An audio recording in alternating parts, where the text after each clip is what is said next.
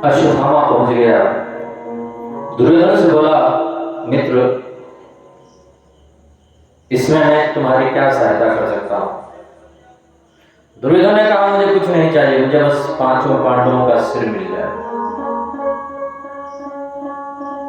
5 पांडवों का सिर मिल जाएगा, मेरी छाती ठंडी हो जाएगी, बस इतनी सी बात है। दौड़ता हुआ अश्वत्थामा आया। 5 पांडव कहीं और उठ करके चले गए थे। द्रौपदी के 5 पुत्रों ही सो रहे थे। गलती से अश्वत्थामा ने 5 पुत्रों को 5 पांडव समझ लिया। 5 का सिर काट कर लेकर के दुर्योधन के पास गया। दुर्योधन ने प्रकाश में जाकर के जैसे ही 5 का सिर देखा, पागल, मैंने तो तुझे 5 पांडवों को मारने के लिए कहा था, तुमने तो द्रौपदी के 5 पुत्रों को मार कर हमारा वंश ही निर्वंश कर दिया। अश्वत्थामा, अब हमारे वंश में कोई भी तो नहीं रहा। 5 पांडव 2-4-10 दिन में मर जाएंगे। एक पुत्र अभिमन्यु भी मर गया, इससे हमारा वंश आगे चलता। दुर्योधन उसी समय मर गया। उसको श्राप लगा था, एक ही समय में खुशी और दुख का समाचार दोनों मिलेगा, उसी वक्त तुम्हारी मौत हो जाएगी, प्रणाम हो जाएगा। खुश हो गया कि 5 पांडव मर गए, और दुख तो ये हुआ कि 5 पांडव नहीं बल्कि उनके 5 पुत्र मर गए। अब हमारा वंश निर्वंश हो गया। महारानी द्रौपदी को पता चला। किसने मारा, क्यों मारा? अरे मेरे 5 पुत्र सो रहे थे, क्या बिगाड़ा था मेरे 5 पुत्रों ने, क्यों मार दिया? सोते हुए पुत्रों को मारना ये तो बहुत बड़ा अपराध है। रो रही है द्रौपदी। 5 पांडव वहीं पर हैं। अर्जुन की आंखें लाल हो गई। देवी, तुम्हारे 5 पुत्रों को मारने वाला अश्वत्थामा इस धरती पर कहीं पर भी होगा, मैं उसे जीवित नहीं छोड़ सकता। अर्जुन रथ में बैठ गए, गोविंद रथ को चला रहे हैं। अश्वत्थामा ने देखा, अरे ये तो अर्जुन है, मुझे मार डालेगा। अश्वत्थामा ने ब्रह्मास्त्र छोड़ दिया मारने के लिए अर्जुन को। अर्जुन घबरा गए, कन्हैया के चरणों में गिर पड़े, गोविंद, इससे आप ही रक्षा कर सकते हो। कन्हैया मुस्कुराए, अर्जुन, तुम बड़े भोले हो, शायद तुम्हें पता नहीं, विष से विषम औषधम, कभी कभी विष की औषधि विष हुआ करती है। लोहे को लोहा ही काट सकता है। जंगल में हम जाएं, पैर में कांटे चुभ जाए तो एक कांटे से दूसरे कांटे को निकालते हैं। समझ गए अर्जुन ने ब्रह्मास्त्र छोड़ दिए। उधर से अश्वत्थामा ने ब्रह्मास्त्र छोड़ा। दोनों ब्रह्मास्त्र आपस में टकरा करके शांत हो गए। दौड़ करके अर्जुन अश्वत्थामा के केश को पकड़ करके खींच करके द्रौपदी के चरणों में पटक दिया। देवी, यही तुम्हारे 5 पुत्रों का हत्यारा, तुम बताओ इसको कैसे मारा जाए? जमीन में जिंदा गाड़ करके मारे, कि शेर का भोजन बना करके मारे, जलती हुई अग्नि में जला करके मारे, कैसे मारे? देवी, तुम बताओ। द्रौपदी को दया आ गई, रोने लगी। उवाच चासहन्तस्य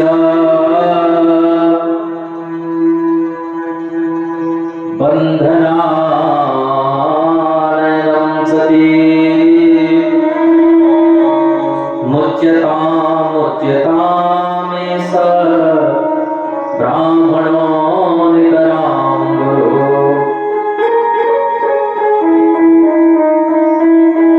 द्रौपदी कहती है, इसको छोड़ दीजिए, मत मारिए।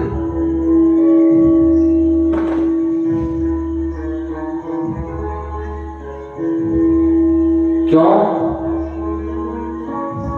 ये ब्राह्मण है,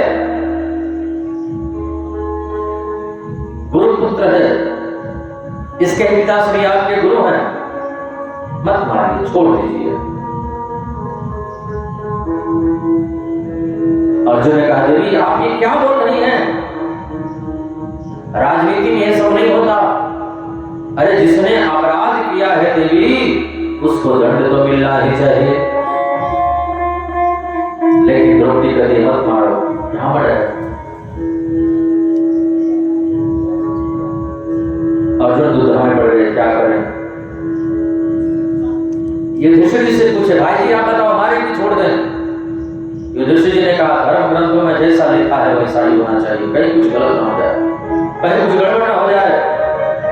भीमसेन से पूछा भाई जी आप बताओ हमारे की छोड़ दें। भीमसेन ने कहा तुम मार छोड़ दोगे तो मैं मार दूंगा इसको। लेकिन द्रौपदी कहती है मत मारो। कन्हैया वहीं पर खड़े खड़े मुस्कुरा रहे थे। अर्जुन बोले प्रभु आप ही बताओ मैं क्या करें, मारे की छोड़ दें? गोविंद ने कहा बिना मुझे किसी को बताना भी तो नहीं चाहिए।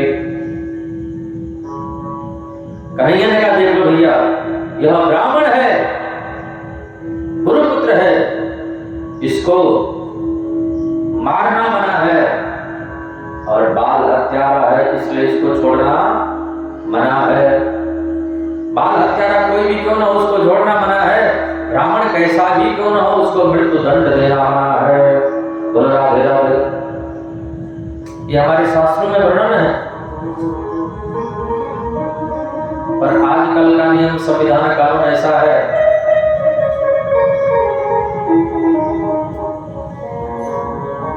कि ब्राह्मणों के उल्टा है, संतों के उल्टा है। ब्राह्मणों का सम्मान नहीं है, संतों का सम्मान नहीं है।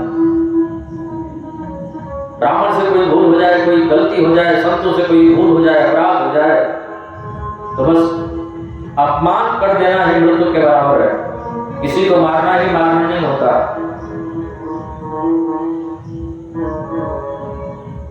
नजरों से गिराना चाहे जो भी सजा देना, बस थोड़ा सा नजरों से गिरा देना मृत्यु से कम नहीं है। समाज में जिसकी ऊंची प्रतिष्ठा हो जाए, सम्मान हो, नजरों से गिरा देना हो मृत्यु के बराबर है। अर्जुन समझ गए, दौड़ करके सुदामा को पकड़ करके खींच करके लेकर आए, बड़ी सभा में पटक दिया, मस्तिष्क से तेज की मणि निकाल करके सभा से अपमान करके धक्का दे करके बाहर कर दिया। मरने वाला इतना मर जाता है। पर अश्वत्थामा के मन में इससे और लग गई, मेरा अपमान किया, अरे मैं पांडवों के वंश को निवर्ष नहीं कर दिया, मेरा नाम किया अश्वत्थामा ने, ब्रह्मास्त्र छोड़ दिया द्रौपदी। महाराज उत्तरा ने देखा, उत्तरा के गर्भ को नष्ट करने के लिए महाराज उत्तरा ने देखा ये ब्रह्मास्त्र मुझे जला करके मार डालेगा, मैं मर जाऊंगी। मेरे पेट में, मेरे उदर में, मेरे गर्भ में एक नन्हा सा छोटा सा बालक शिशु पड़ रहा है, ये मर जाएगा, पांडवों के वंश को यही आगे बढ़ाने वाला है। तुरंत गोविंद को याद किया, चरणों में गिर पड़ी, मेरे प्रभु की सुंदर की स्तुति गाई। पाहि पाहि महायोगी देव देव जगद्गुरे नान्यं दुर्भयं पश्ये यत्र मृत्युः परस्परम्। हे कन्हैया, यह ब्रह्मास्त्र जला करके मुझे मार डाले, मुझे इसकी परवाह नहीं है, पर हमारे उदर में एक नन्हा सा छोटा सा बालक शिशु पल रहा है, इसकी रक्षा हो जानी चाहिए। मेरे प्रभु सूक्ष्म रूप लिए, छोटा सा रूप लेकर के और उत्तरा के घर में प्रवेश कर गए। ऋषियों ने पूछा कैसा लगा? बोले आश्चर्य लगा। क्या आश्चर्य लगा? बोले भगवान भीतर जाकर के बच्चे को बचा ले, आश्चर्य नहीं है तो क्या आश्चर्य है? आश्चर्य तो यह है ऋषियों कि गर्भ का शिशु, गर्भ का बालक कितना महान है, कितना भाग्यशाली है, संसार में आया बाद में और भगवान का दर्शन कर लिया पहले। बोलो राधे राधे। इसी परीक्षा ने नाम रख दिया परीक्षित। कुंती समझ गई ये सब भगवान की ही लीला है, ये जितना भी चमत्कार हो रहा है, जो कुछ भी हो रहा है, ये सब भगवान की करामात है, भगवान की लीला है। तुरंत कुंती भगवान के चरणों में गिर पड़ी। आप पुराण पुरुषोत्तम परमात्मा हो, आप जगदीश्वर हो, जगदाधार हो, जगत नियंता हो, जगत के मालिक हो, जगत के रचयिता हो, जगत के जन्मदाता हो, पालन करता हो, संहार करता हो। कन्हैया बोले इतनी स्तुति कब से करने लगी बुआ? कुंती बोली बुआ मत बोलना हमको। क्यों? बोले यही माया का पर्दा डाल देते हो, किसी को बुआ, किसी को पापा, किसी को पिता कहते हो और लोग तुमको समझ नहीं पाते हैं, पर तुम हो सबके पिता, सबके माता हो। त्वमेव माता शपिता त्वमेव, त्वमेव बंधुश्च सखा त्वमेव। आप जगत के माता पिता हो। कन्हैया बोले बुआ यदि तुमने मुझे भगवान मान ही लिया तो मांग लो क्या चाहिए। कुंती बोली प्रभु मुझे आप देना चाहते हो तो एक ही चीज दे दो ना, क्या देना चाहते हो तो बस यही दे दो। विपत्ति पर विपत्ति आती रहे, दुख पर दुख मिलता रहे, संकट पर संकट आता रहे। विपदा संतो न शाश्वत तत्र तत्र जगद्गुरो भवतो दर्शनं यस्या अपुनर्भव दर्शनम्। कन्हैया बोले बुआ मैं बिल्कुल दुख नहीं दे सकता। कुंती बोली प्रभु दुख क्यों नहीं दोगे? कन्हैया बोले बुआ जीवन भर तुमने दुख भोगा, तुम्हारे पुत्रों ने धर्म को कभी नहीं छोड़ा। आज समय आया तुम राजमाता कहलाने की अधिकारिणी बनी, तुम्हारे 5 पुत्र राजा बनने का अधिकारी बने। जीवन में तुमने कभी दुख भोगा नहीं, आज सुख भोगने, जीवन में तुमने कभी सुख भोगा नहीं और आज सुख भोगने का समय आया है। तुमने फिर झोली पसार करके दुख मांग लिया। बुआ ये दुख भोगते भोगते तेरा पेट नहीं भरता। कुंती बोली प्रभु सच बताऊं,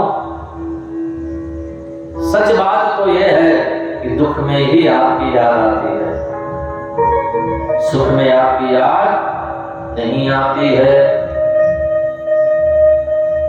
और विपत्ति क्या है? आपकी याद नहीं आती है, यही विपत्ति है। और आपकी याद आती है, यही संपत्ति है। जीव तुमको याद नहीं करता है, इससे बड़ी विपत्ति और कोई है ही नहीं। कह हनुमंत विपत्ति प्रभु सोई, जब तब सोई भजन होई।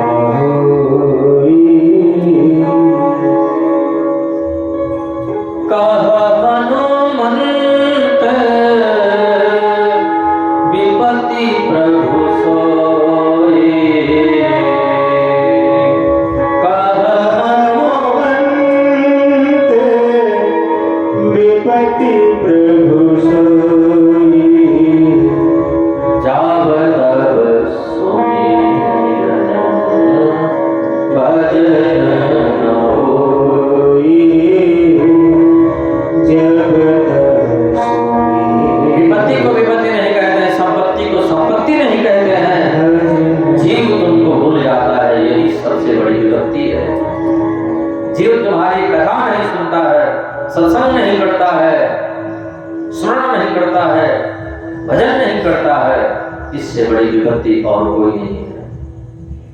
कबीरदास जी कहते हैं सुख के माथे छिड़ पड़े जो हरि हृदय से जाओ,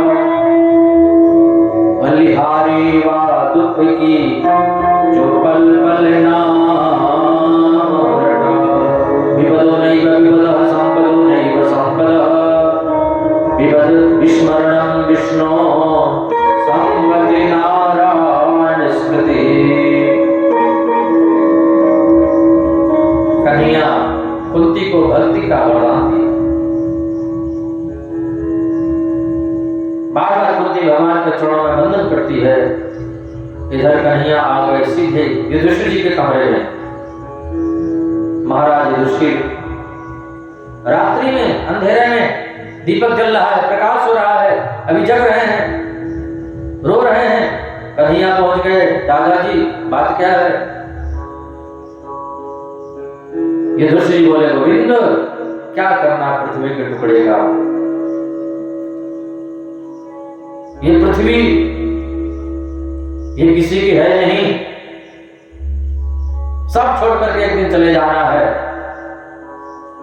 इस पृथ्वी के लिए हम लोग कितना युद्ध किए, कितने लड़ाई किए, कितने वीर ने मौत मारे गए, कितनी स्त्रियां विधवा हो गई, कितने बच्चे अनाथ हो गए।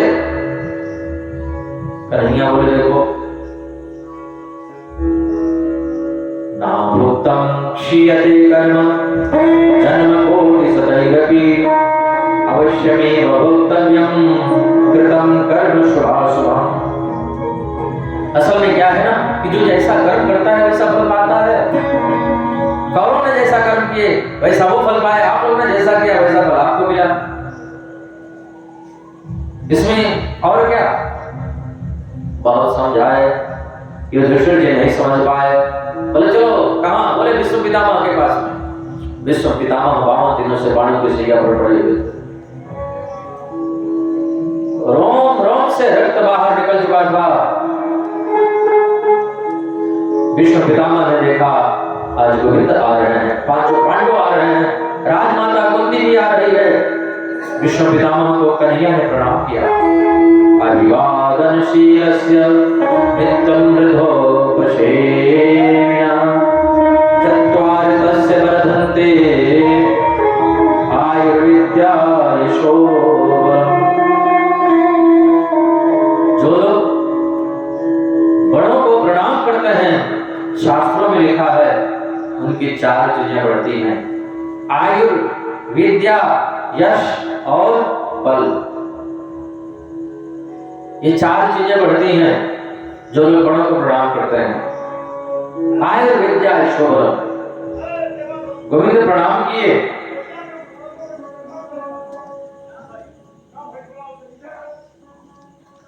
भगवान की जय। विष्णु पितामह भी कन्हैया को प्रणाम किए। आओ केशव, कन्हैया ने कहा ये 5 पांडव हैं, इनको उपदेश करना है।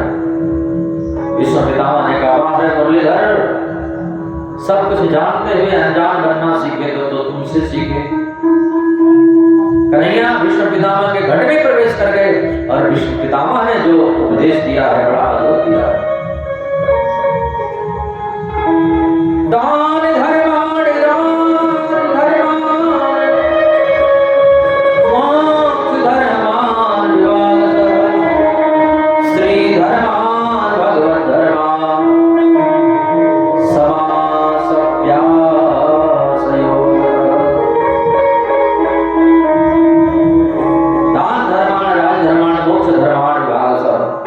दान धर्म की व्याख्या करते हैं तुम लोग राजा हो जी बाबा, गृहस्थ को चाहिए ज्यादा से ज्यादा धन कमाए और उस धन में से दशांश धर्म के लिए निकाले।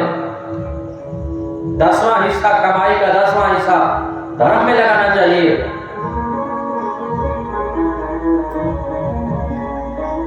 हाँ, जितना कमाया जाए उसका 10वां हिस्सा भगवत कार्य के लिए धर्म में लगाए। हमारे महाराज जी तो ज्यादा से ज्यादा हिस्सा धर्म में ही लगाते हैं। अभी साल भी नहीं हुए, 6 महीने भी अभी होने वाले हैं। 2 कथा हमने टाटा में किया, जमशेदपुर में, फिर तीसरी कथा यहाँ, फिर मंदिर बनवाना और सब काम करना, यज्ञ करवाना। तो धर्म में तो लगाना ही चाहिए। जो व्यक्ति अपने कमाई का 10वां हिस्सा धर्म में लगाता है उसके घर कभी विपत्ति नहीं आती है। धन की 3 गति होती है, दान भोग नाश। प्रथम गति धन सो धन धान्य प्रथम गति जाती। दान कर लो तो फिर कहना ही क्या है, अच्छे कार्यों में। उससे नहीं हुआ तो थोड़ा कुछ खा पी लो। और नहीं तो तीसरी गति होनी है, नाश तो होना ही होना है। बोलो राधे राधे। दशांश धन हम कमाते जाएं, जमा करते जाएं, कमाते जाएं, जमा करते जाएं, वो धन हमारी आगामी पीढ़ी की बुद्धि को बर्बाद कर देगा। लोग कहते हैं महाराज हमारा बेटा 25 वर्ष का है और व्यवहार करता है 5 वर्ष के बच्चे जैसा। धन कमा करके जमा करते जाएं, कमाते जाएं, जमा करते जाएं, कमाते जाएं, जमा करते जाएं, वो धन आने वाली पीढ़ी की बुद्धि को विकृत कर देगा, बर्बाद कर देगा। कुआं है, कुएं से जल निकालना बंद कर देंगे, कुएं का जल मैला हो जाएगा, बदबू आने लगे, खराब हो जाएगा। धन है, धन जमा करते जाए, जमा करते जाए, वो धन दूषित हो जाएगा। कुएं से जितना जल बाहर निकालेंगे उतना निर्मल जल निकलेगा। और कमाई का जो धन है, जितना धर्म कार्य में लगाएंगे, अच्छे कार्यों में लगाएंगे, उतना उससे पुण्य बनेगा। गंगा तरंग प्रवाह चले,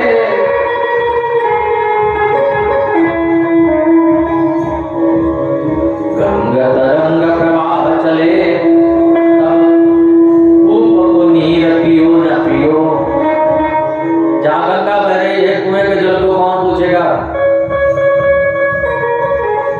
जहां गंगा बह रही हो, गंगा तरंग प्रवाह चले, तब कूप को नीर पियो न पियो। कुएं का जल पियो न पियो जब गंगा बह रही है तो। अब हृदय में रघुनाथ बसे, फिर और का नाम लियो न लियो। हृदय में ठाकुर जी वास करते हैं, कन्हैया वास करते हैं, गोविंद वास करते हैं, फिर और का नाम लियो न लियो, कोई बात नहीं। गोविंद का नाम ले लिया, फिर और किसी का नाम न ले तो भी चल जाएगा। फिर और का नाम लियो न लियो। कर्म संजोग के सुपात्र मिले, तो कुपात्र को दान दियो न दियो। कवि गंग कहे सुन शाय बबर,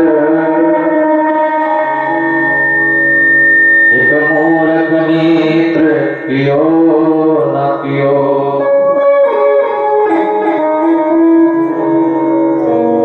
कवि गंग कहे सुन शाय बबर, एक मूर्ख मित्र पियो न पियो। मित्र मूर्ख हो, उससे दोस्ती करना न करने के बराबर है। बोल राधे राधे। और अच्छा समय मिल जाए, सही समय मिल जाए और दान देना पड़ जाए तो सोचना नहीं चाहिए। बोले भागवत भगवान की जय, कृष्ण कन्हैया लाल की जय। तुम लोग राजा हो जी बाबा, दशांश का दान नहीं करना चाहिए। विष्णु पितामह कह रहे पाठों से, मोक्ष धर्मान विभाग स्त्री धर्मान भगवत धर्मान व्याख्या करी है विष्णु पितामह ने।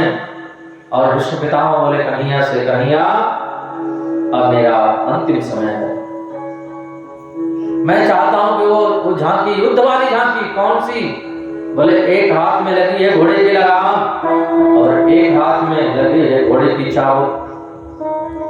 और अर्जुन की ओर टेढ़ी नजरों से देखते हुए जो आपने उपदेश किया है गोविंद, वही झांकी हमारे दिल में आकर के बस जाए। और विष्णु पितामह अपने नेत्रों के माध्यम से गोविंद की झांकी को अपने हृदय में बसाया है और कन्हैया को देखते देखते पंच भौतिक शरीर का परित्याग कर दिया। इतना तो करना स्वामी, जब प्राण तन से निकले, गोविंद नाम लेकर तब प्राण तन से निकले।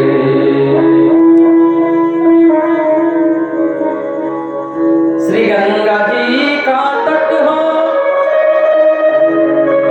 यमुना का बंसीवट हो,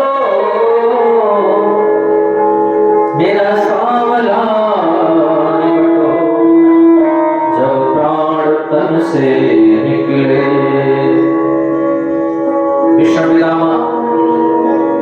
कन्हैया का ध्यान करके अपने पंच भौतिक देह का प्रचार कर दिया। पांडव लोग रोए क्यों? बोले महापुरुष थे इसलिए रोए। अब कन्हैया पांडवों को राजगद्दी दे करके विश्वविदानों को मोक्ष दे करके विदा ले रहे हैं और गोविंद को विदा जो लोग कर रहे हैं उनका नाम बताया भागवत में। सुभद्रा द्रौपदी कुंती विराट तनया तथा गांधारी धृतराष्ट्रस्य युगसुर गौतमो यमो। सुभद्रा द्रौपदी कुंती इत्यादि लोग विदा कर रहे थे। कन्हैया जब द्वारिका में प्रवेश किए सातों माताओं को प्रणाम किया, जिसमें देवकी प्रमुखामुदा, देवकी प्रमुख है। भवंदे शीर्षा सत्त, भागवत में लिखा है भवंदे शीर्षा सत्त देवकी प्रमुखामुदा प्रविष्टस्तु गृहं पित्रो परिश्रुत सुमात्रभिः। भवंदे शीर्षा सत्त देवकी प्रमुखामुदा, देवकी जिसमें प्रमुख है। सातों माताओं को गोविंद प्रणाम करते हैं और कहते हैं कि इधर उस बालक ने जन्म ले लिया। भगवान ने गर्भ में जाकर के जिसकी रक्षा की थी, इसलिए तो एक नाम पड़ गया विष्णुराज। भगवान जिसको गर्भ में जाकर के दर्शन दिए हो, वो बालक बाहर आया और इधर उधर देख रहा है। कुंती बोली ये बालक इधर उधर क्या देख रहा है? चारों तरफ देख रहा है और जोर जोर से रो रहा है। व्यास ने कहा ये बालक देख रहा है कि इतनी भीड़ लगी है, इस भीड़ में वो क्यों नहीं दिखाई देता है? कौन? काला काला मुरली वाला, टेढ़ी टांग वाला कन्हैया जिसने घर में जाकर के मुझको बचाया, वो इस भीड़ में दिखता क्यों नहीं है? इसी परीक्षा ने नाम रख दिया परीक्षित। बोले परीक्षित महाराज की। तब तक कन्हैया कुर्ता टोपी छोचक लेकर के आए, बधाई लेकर के आए परीक्षित को देने के लिए। और इधर बधाइयों का आनंद हो रहा है, बधाइयां गाई जा रही हैं, बधाइयां दी जा रही हैं, बधाइयां दी जा रही हैं। बधाइया बाजे राजा द्वारे, बधाइया बाजे राजा द्वारे,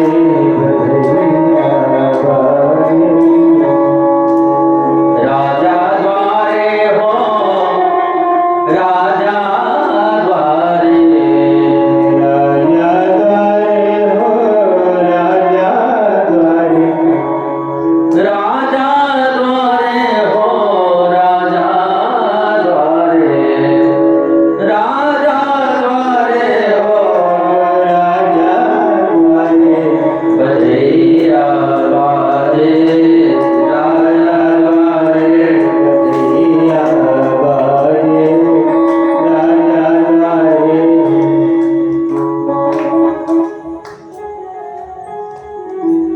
मैया लुटावे अनधन सोनमा, मैया लुटावे अनधन सोनमा, मैया लुटावे अनधन सोनमा, मैया लुटावे अनधन सोनमा, बाबा लुटावे धनु गैया, बाबा लुटावे धनु गैया, बाबा लुटावे धनु गैया, बधैया बाजे।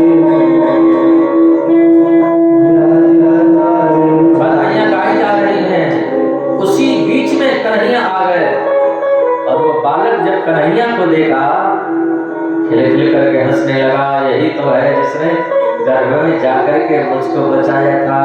और इसी परीक्षा ने नाम रख दिया परीक्षित। बोले परीक्षित महाराज की जय। अब गोविंद परीक्षित को दर्शन दे करके जा रहे हैं द्वारिका। युधिष्ठिर जी ने कहा अर्जुन से, अर्जुन तुम जाओ ना। कहा? बोले कन्हैया को थोड़ी दूर छोड़ करके आना। क्यों? बोले अभी छोटा सा नन्हा सा बालक है, देख नहीं रहे हो कितना महंगा हार पहन रखा है, कितना महंगा कुंडल पहन रखा है। हाँ अरे बीच में भीलों की नगरी पड़ती है, कहीं लूट लिया तो अर्जुन तो सब जानते हैं पर कुछ बोले नहीं। अर्जुन गए पहुंचाने के लिए और अर्जुन द्वारिका में जा करके ऐसे रह गए जैसे उनको सब कुछ मिल गया हो। इधर अर्जुन सब सो रहे थे। अर्जुन के रोम रोम से जय श्री कृष्ण जय श्री कृष्ण जय श्री कृष्ण की ध्वनि निकल रही है। अर्जुन जब वो कीर्तन करते थे ना तो एकदम कीर्तन में तल्लीन हो जाते थे, सब दुनिया को भूल जाते थे। हम लोग 5 मिनट के लिए पूजा करने बैठते हैं पर 5 मिनट के लिए दुनिया को भूल नहीं पाते हैं। हम तो कहते हैं 23 घंटे 55 मिनट दुनिया को दो, दुनिया की याद करो। 23 घंटे 55 मिनट दुनिया को याद करो, दुनिया को दे दो। 5 मिनट बैठो तो सारी दुनिया को भूल जाओ, केवल गोविंद को 5 मिनट याद कर लो, कल्याण हो जाएगा। बोलो राधे राधे। पर 5 मिनट भी हम बैठते हैं तो हमारा मन गोविंद की तरफ नहीं लगता है, घूम करके दुनिया में ही आता है। कन्हैया बैठे हुए थे, रुक्मणी जी भोजन लेकर के आए, प्रभु पावन प्रसाद। कन्हैया बोले देखो शास्त्र का नियम है, घर में अतिथि आ जाएं उनको बिना भोजन कराए भोजन करना पाप है। बोलो राधे राधे। मैं जाती हूँ जगाने के लिए, रुक्मणी जी गए जगाने के लिए, अर्जुन कीर्तन कर रहे थे। रुक्मणी जी जगाना भूल गई, वो तो ताली बजाने लगी। बोलो राधे राधे। रुक्मणी जी ताली बजाने लगी। कीर्तन में ताली का बड़ा महत्व है। संत लोग कहते हैं कीर्तन में ताली बजा लेने से हाथ की रेखाएं बदल जाती हैं, राहु वाली रेखा खत्म हो जाती है, भाग्य वाली रेखा लंबी हो जाती है। बोलो राधे राधे। सत्यभामा लेकर के आए भोजन, प्रभु प्रसाद पाओ ना। बोले अर्जुन को जगाना है। बोले मैं जाती हूँ जगाने के लिए। गई अर्जुन को जगाने। अर्जुन कीर्तन कर रहे थे सोते सोते, रुक्मणी जी ताली बजा रहे थे, सत्यभामा नाचने लगी। बोलो राधे राधे। नारद जी आ गए, प्रभु प्रसाद पावन, बहुत ठंडा हो रहा है, प्रसाद कितनी देर का बना है, सब ठंडा हो जाएगा, सब मजा बेकार हो जाएगा। कन्हैया बोले देखो घर में कोई मेहमान आ जाए तो उसको भोजन करा के ही भोजन कर लेना चाहिए। नारद जी बोले प्रभु मैं जाता हूँ जगाने के लिए।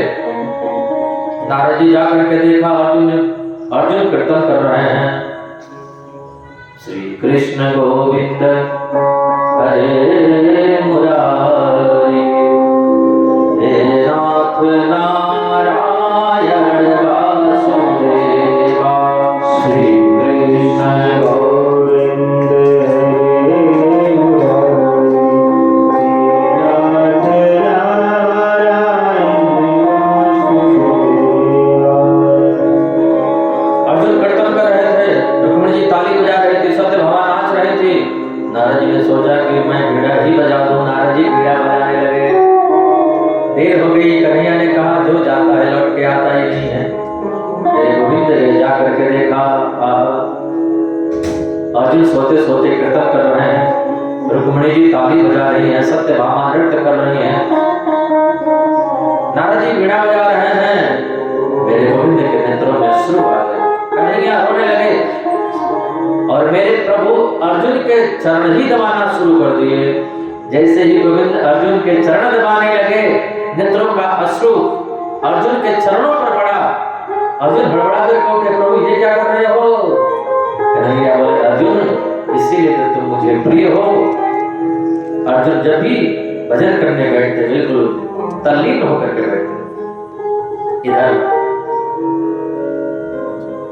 बहुत समय हो गया, यदुवंशियों ने संतों का अपराध कर दिया। सभी यदुवंशी आपस में लड़ झगड़ करके मर गए। 10, 20, 50 बच्चे होंगे। कन्हैया भी किसी को निमित्त बना करके स्वधाम चले गए।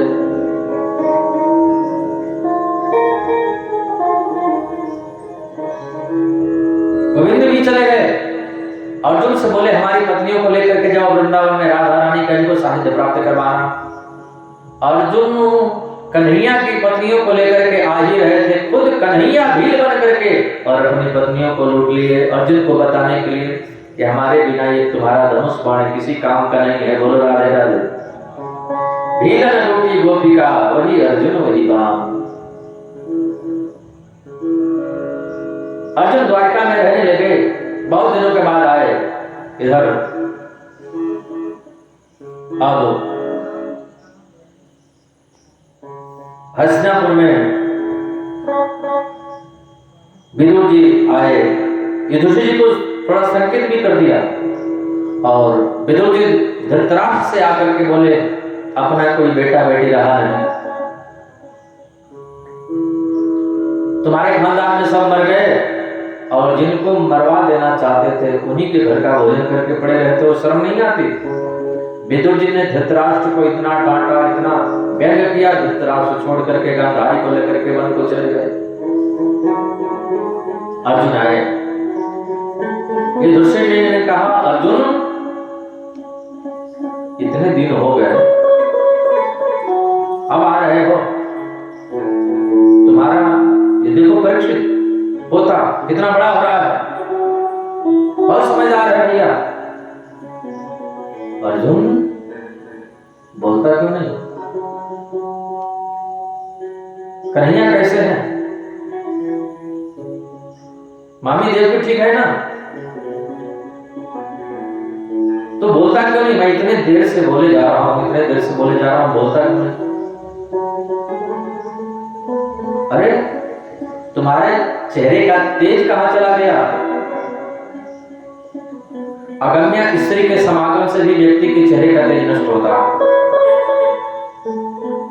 गलती से संत गौ ब्राह्मण की हिंसा हो जाती है, अपमान हो जाता है, तो भी चेहरे का तेज नष्ट हो जाता है। और जिसके बिना हमने जीना नहीं सीखा वो यदि छोड़ करके चला जाए तो भी व्यक्ति के चेहरे का तेज नष्ट हो जाता है। ऐसी कोई भूल तुमसे तो नहीं हुई अर्जुन? अर्जुन चरणों में गिर पड़े, वंचितो हम महाराज,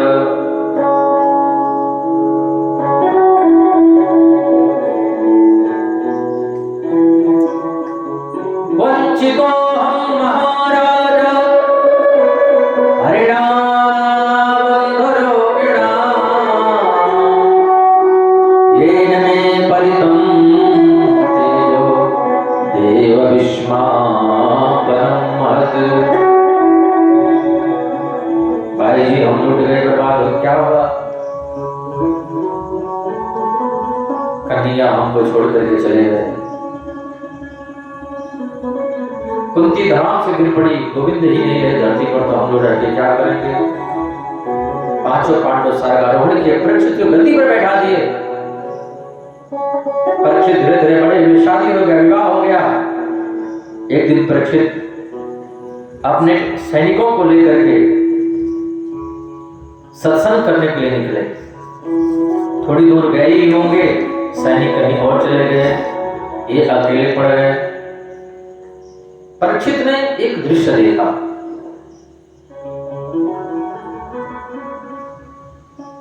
एक बैल है, 3 पैर नहीं है, एक ही पैर से खड़ा है। बैल है साक्षात धर्म, गाय उसको देख करके रो रही है, गाय है पृथ्वी। दोनों आपस में बात कर ही रहे थे, एक आदमी आया और उस पैर को भी तोड़ना चाहता है। परीक्षित ने देखा, तुम कौन हो भाई, क्यों इसको मार रहे हो? बोला मैं कलयुग हूं, कलयुग, निकल जाओ यहां से। कहां जाऊं, सब जगह आपका ही राज्य है महाराज। परीक्षित ने कहा तुमको हम 4 जगह देते हैं, द्यूतम पान स्त्री सोना, जहां जुआ खेला जाता है वहां रहना, जहां शराब पिया जाता है वहां रहना, जहां मांस मछली लोग खाते हैं उनके भीतर रहना, और जहां विद्यालय है वहां रहना। 4 जगह। परीक्षित ने कहा तुमको हम 4 जगह देते हैं, 4 के अलावा 5वें में जाना नहीं। बोले बिल्कुल नहीं जाएंगे महाराज, लेकिन एक जगह और दे दो, बढ़िया सा। परीक्षित ने कहा जाओ तुम्हारा पास सोने में होगा। अब जैसे ही सोने में कहा, कलयुग सूक्ष्म रूप लिया, परीक्षित के सिर पर स्वर्ण मुकुट रखा था, उसी में जाकर एक संत बैठे थे, नाम था समीप। परीक्षित ने उनसे भोजन पानी की याचना की, कुछ बोले नहीं। परीक्षित को आया गुस्सा, बगल में पड़ा था मरा हुआ सर्प, तलवार की बाण की नोक से उठा करके उस सर्प को संत के गले में लपेट दिया। जो अपराध भगत कर भगवान का अपराध हो जाए तो भगवान सह लेते हैं, पर भक्त का अपराध भगवान कभी नहीं सहते। अपना मान टले टल जाए,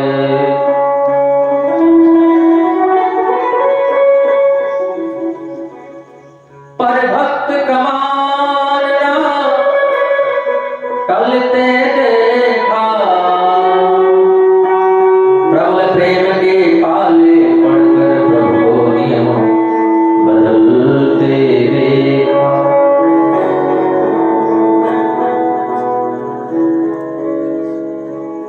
संत के गले में मारा हुआ सर्प परीक्षित ने डाल दिया। महात्मा तो कुछ नहीं बोले, पर उनका पुत्र श्रृंगी श्राप दे दिया।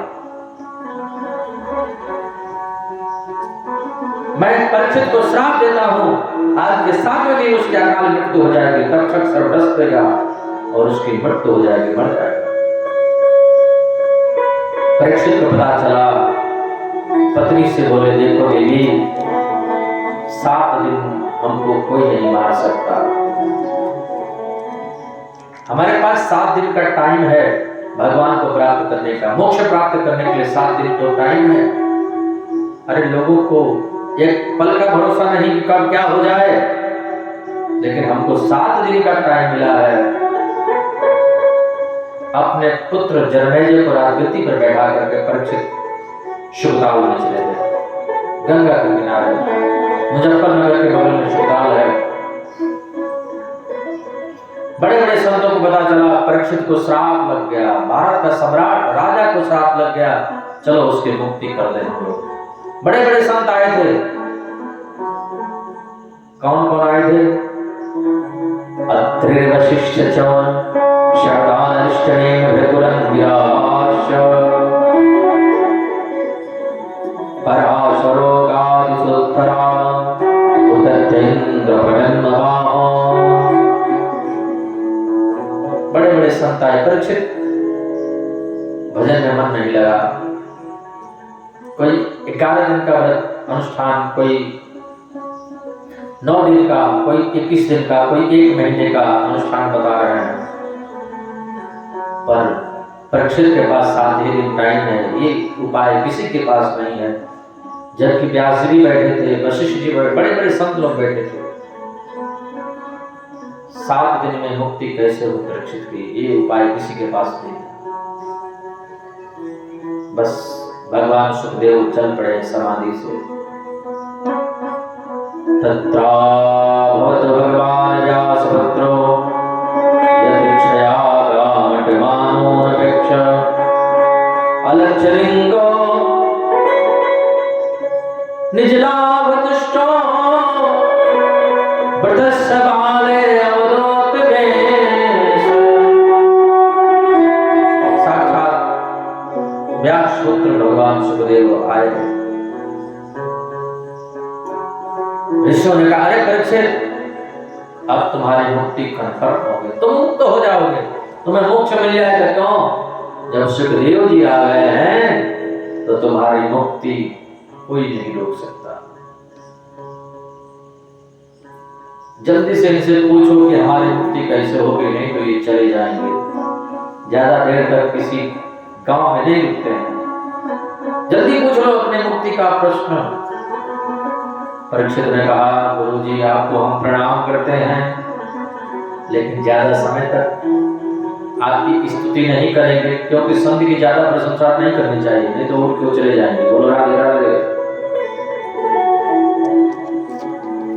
केवल एक बात बता दीजिए, अतः पृच्छामि संसिद्धिर् योगिनां परमं गुरुं पुरुषस्य हितकार्यं क्रियमाणस्य सर्वदा। गुरु जी ये बताइए जिनको 7 ही दिन में मर जाना है उनकी मुक्ति का उपाय क्या है? भगवान सुखदेव बोलना प्रारंभ करते हैं और श्रीमद् भागवत महापुराण में यहाँ से द्वितीय स्कंद दूसरा स्कंद प्रारंभ हो जाता है। भगवान सुखदेव बोल पड़े हैं हरि आरे सते प्रश्न। मूल भागवत यहाँ से प्रारंभ होती है कृतो लोक हितो रिपः आत्मविद सम्मतः पुंसाम् आत्मविद सम्मतः पुंसाम् श्रोतव्यः निश्चयः परः। अरे परीक्षित तुमने प्रश्न किया है बड़ा अच्छा उत्तम, इतना बढ़िया प्रश्न होता ही नहीं है। लोग प्रश्न करते हैं मकान कैसे बनेगा, दुकान कैसे चलेगी, फैक्ट्री कैसे चलेगी, बेटा होगा कि नहीं, बेटी होगी कि नहीं, विवाह होगा कि नहीं, शादी होगी कि नहीं। ये कोई नहीं पूछता है कि भगवान मिलेंगे कि नहीं, बोल राधे राधे। ये कोई नहीं पूछता है कि मुक्ति मिलेगी कि नहीं, हमको मोक्ष मिलेगा कि नहीं। तुमने ये प्रश्न किया है बड़ा उत्तम। वरी आने सती प्रश्न, तुम्हारा प्रश्न तो बहुत उत्तम है। परीक्षित 7 दिन में जिनको मर जाना है उनकी मुक्ति का उपाय केवल एक है। क्या? उनकी मुक्ति का उपाय है कि सब ओर से मन को हटा लो और कन्हैया के चरणों में मन को लगा लो। गोविंद के चरणों में मन को लगाना है। परीक्षित ने कहा गुरु जी यही नहीं होता है। सुखदेव जी बोले परीक्षित तुमको हम उपाय बताते हैं जैसा कि शास्त्रों में वर्णन है। जिदासनो जिदश्वासो जिद संगो जितेन्द्रिय सूले भगवतो रूपे मन संधारयधिया। आसन को जीते, जितासनो। दूसरी बात संग को जीते। तीसरी बात इंद्रियों पर विजय प्राप्त करें। जितासनो जितश्वासो जित संगो जितेन्द्रिय। संग जीते, जैसा करेंगे संग वैसा होगा। शराबी का संग करेंगे शराब पीना आ जाएगा। कलाकार का संग करेंगे तो कला आ जाएगी। संत का संग करेंगे तो संत बन जाएंगे। कथावाचक का संग करेंगे तो कथा करना आ जाएगा। बोलो राधे राधे। गांजा पीने वाले का संग करेंगे गांजा पीना आ जाएगा। भांग पीने वाले का संग करेंगे भांग पीना आ जाएगा। जैसा करो संग वैसा चढ़े रहेंगे। बोलो राधे राधे। जैसे पियो पानी वैसे हो गए पानी। एक गांव में एक तोता रहता था। पेड़ पर तोता बैठा हुआ था। सेठ जी गए, तोते ने आवाज लगाई मारो काटो लूटो बहुत पैसे वाला आया है। गांव वाले मिलकर के सेठ जी को लूट लिए। 1 साल के बाद सेठ जी निकले घूमने के लिए, दूसरी तरफ निकले। वहां वृक्ष की डाली पर तोता बैठा था। तोते ने कहा आइए लाला जी बैठिए, हमारे आश्रम का जल बहुत मीठा है, जलपान करिए, भोजन प्रसाद पाइए, सत्संग करेंगे। गुरुजी थोड़ी देर में आज सत्संग सुन करके कल जाइएगा। सेठ जी ने कहा एक तोता वहां मिला था जो हमको लुटवा दिया, ठगवा दिया, और एक तोता ये मिला है।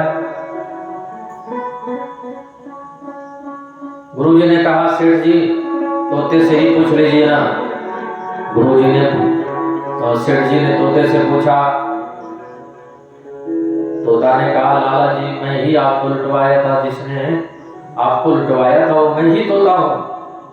अरे बोले इसमें मेरा कुछ नहीं है, वहाँ चोरों की ठगों की नगरी में रहता था, वैसा ही बोलना करना आ गया, और यहाँ संतों के आश्रम में रहता हूँ। यहाँ पर तो सुबह आरती होती है, शाम को आरती होती है, सत्संग होता है, कीर्तन होता है, भजन होता है, राधे राधे होता है, और मेरा कुछ नहीं, ये संग का प्रभाव है।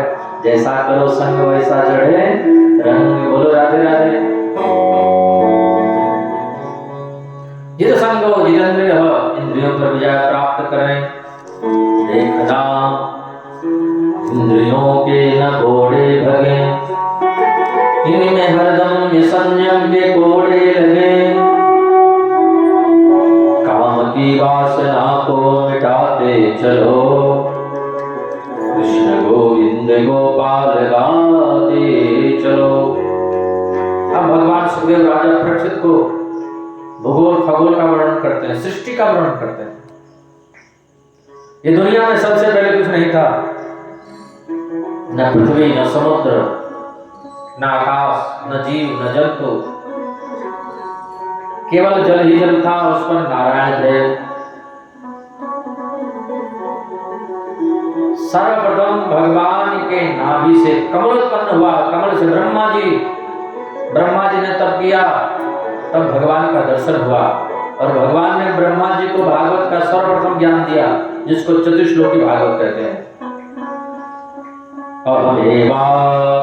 समेवाग्रे नान्यत् सत्परम् पश्चादहं यदेतच्च यो विशिष्येत सुष्म्यहम् यदेथं यदपतेत न प्रतीयेत चात्मनि तद्विद्यादात्मनो माया यथा भासो यथा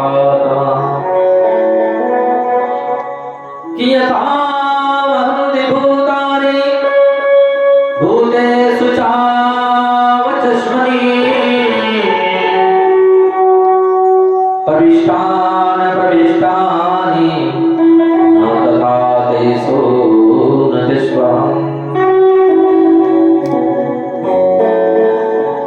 चतुश्लोकी भागवत का ज्ञान सर्वप्रथम भगवान नारायण ने ब्रह्मा जी को दिया। परीक्षित ने प्रश्न कर दिया, गुरुजी भगवान सबसे ज्यादा प्रेम किससे करते हैं? भगवान मिलती किसको है जल्दी से? भगवान सुखदेव बोले, राजन भगवान उसको मिलते हैं जो भगवान से प्रेम करता है। भगवान छोटा बड़ा नहीं देखते, उम्र नहीं देखते। उम्र देखते तो ध्रुव जी की कितनी उम्र थी? 5 वर्ष की ध्रुव भगवान को प्राप्त कर लिए, और हम लोग 25 वर्ष के हो गए, 50 वर्ष के हो गए, फिर भी भगवान को प्राप्त करने की कोई लालसा ही नहीं जग रही है। भगवान उम्र नहीं देखते हैं। भगवान जाति देखते होंगे, बोले भगवान जाति भी नहीं देखते हैं। भगवान पढ़ा लिखा देखते हैं, बोले भगवान पढ़ा लिखा भी नहीं देखते हैं। भगवान तो बस प्रेम देखते हैं, बिना प्रेम हरिजे नहीं। नटवरनंद किशोर राम राम सब कोई कहे, ठग ठाकुर जब चोर, बिना प्रेम हरिजे नहीं। नटवरनंद किशोर, बिना प्रेम हरिजे नहीं, नटवरनंद किशोर। अरे सबरी की क्या जाती थी, भगवान उसको मिले।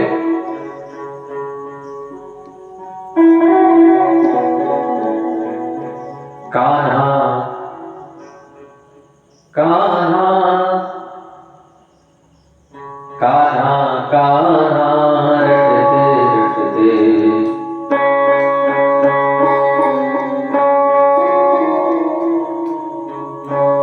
राम राम रटते रटते, बीती रे कुमारिया।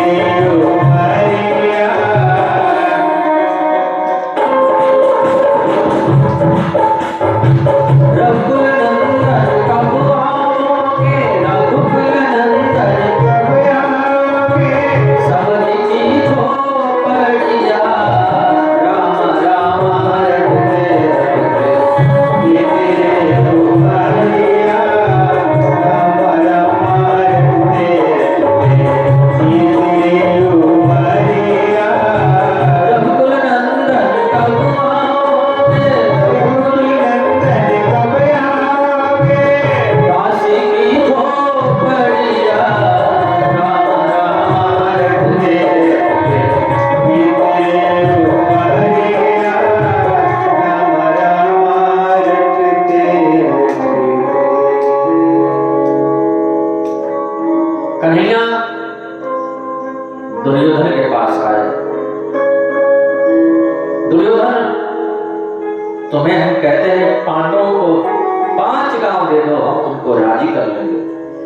दुर्योधन ने कहा, बिना युद्ध के मैं किसी को सुई के नोक के बराबर भी कुछ नहीं देने वाला। कन्हैया ने कहा, युद्ध तुमने देखा नहीं है, अभी किताबों में युद्ध के बारे में पढ़ा होगा, इतिहास में पढ़ा होगा। ये जो हरी भरी उर्वरा भूमि देख रहे हो ना, ये सब वीरों के खून से लाल लथपथ हो जाएगी। लाखों बच्चे अनाथ हो जाएंगे, हजारों स्त्रियां विधवा हो जाएंगी,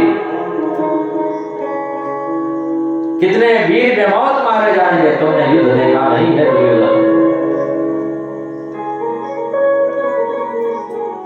धृतराष्ट्र ने दुर्योधन का हाथ दबाया। पागल, कन्हैया को अपने में मिलाना है। दुर्योधन का तो चेहरा ही बदल गया। बोला, हम तो ऐसे ही कह रहे थे महाराज, आप चलो भोजन प्रसाद पा लो, ये सब बातें बाद में हम लोग कर लेंगे। कन्हैया ने कहा, देखो भोजन 2 परिस्थितियों में करना चाहिए। किसी के यहाँ भोजन 2 परिस्थितियों में करना चाहिए। या तो खिलाने वाले के अंदर खूब श्रद्धा हो तो उसके यहाँ भोजन कर लेना चाहिए, या भूख के मारे दम निकल रहा हो तो भोजन कर लेना चाहिए। तुम्हारे अंदर श्रद्धा भी नहीं है, हमारे अंदर भूख भी नहीं है, और आज तो विदुर काका के घर निमंत्रण है। विदुर जी सभा से उठ करके भागे, हे भगवान, निमंत्रण दे दिया। विदुरानी से बोले, देवी जल्दी से घर में तैयारी करो, चौका लगाओ, पंख लगाओ, दोने पत्र सजाओ। काहे को कन्हैया आने वाले हैं, झूठ थोड़ी बोलेंगे। मंगल गाओ, चौक पुराओ, आज मेरे प्रभु घर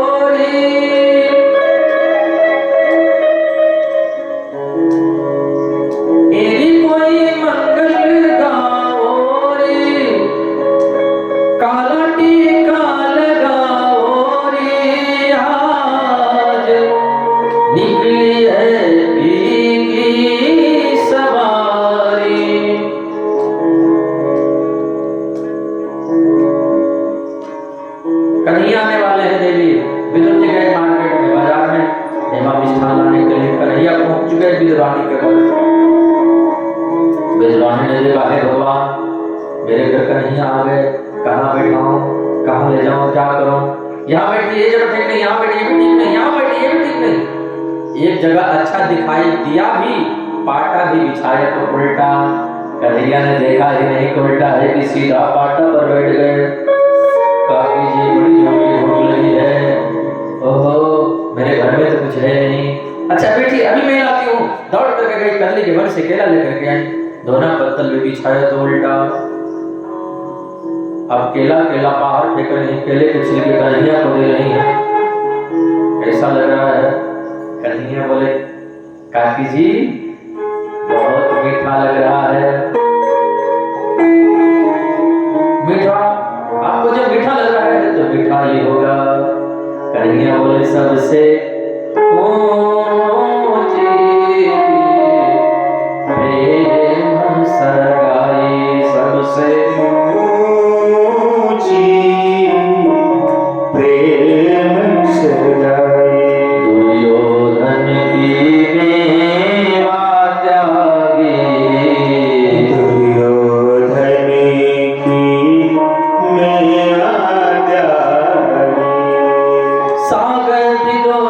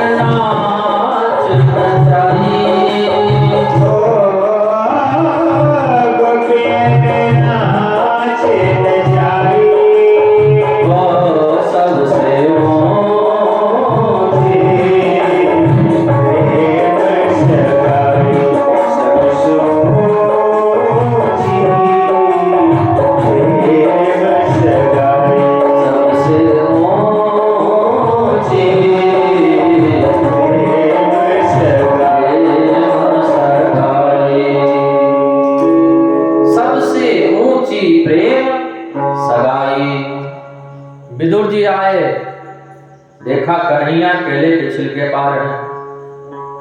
विद्रानी को डांटने लगे, अरे देवी, हमारा कितना बड़ा सद्भाग्य है, यहाँ कन्हैया आ गए। ओहो, तो मैं इतनी देर से केले के छिलके आपको खिला रही थी। कन्हैया बोले, ओ, तो मैं इतनी देर से केले के छिलके खा रहा था। काकी जी, मुझे नहीं पता मैं क्या खा रहा था, पर मुझे इतना जरूर पता है मेरी काकी जी जो भी मुझे खिला रही थी, बड़े भाव से प्रेम से खिला रही थी सबसे।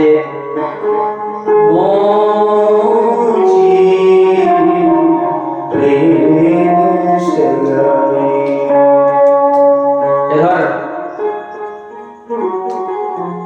उद्धव जी आए। कन्हैया जब अपनी लीलाओं का स्मरण करके जा रहे थे, उद्धव से बोले, उद्धव, आज मुझे याद आ रही है। किसकी? विदुर की। उद्धव जी विदुर के पास में आए। विदुर से बोले, विदुर, तुम बड़े भाग्यशाली हो। कैसे? बोले, तुम्हारी याद कन्हैया कर रहे थे। विदुर जी बोले, तुम भी भाग्यशाली हो। क्यों? तुम्हें कन्हैया का सानिध्य मिला, कन्हैया का संग मिला, और जिसको परमात्मा का संग मिले वो कितना बड़ा भाग्यशाली होगा।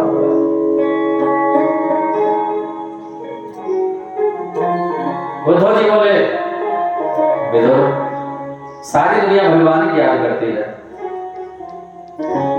सारी दुनिया जिस भगवान की याद करती है, वो भगवान तुम्हारी याद कर रहे हैं। भजन करते करते एक टाइम वो आता है कि खुद भगवान भक्ति की याद करते हैं। दादू जी महाराज संत हुए। एक भक्त ने पूछा, बाबा, आप न भजन करते हो, न बाबा जपते हो, पूजा पाठ कुछ नहीं करते हो, खाली सोते रहते हो, आप संत काहे को बने हो? दादू जी ने कहा, माला जपहि न कर जपहि, जिह्वा जपहि न राम, मेरा सुमिरन हरि करे, मैं पावा विश्राम। एक समय वो आता है कि खुद भगवान भक्ति की याद करते हैं।